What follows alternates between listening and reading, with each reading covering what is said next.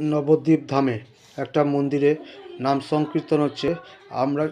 আমরা সবাই সনাতন ধর্মী লোক। এই নাম সংকীর্তনটা আপনারা সবাই শুনুন এবং দেখুন এবং কমেন্টস করুন, এটা কি আমাদের নাম সংকীর্তন, ভগবানের নামের নাম সংকীর্তন? আপনারা একটু কমেন্টস করুন।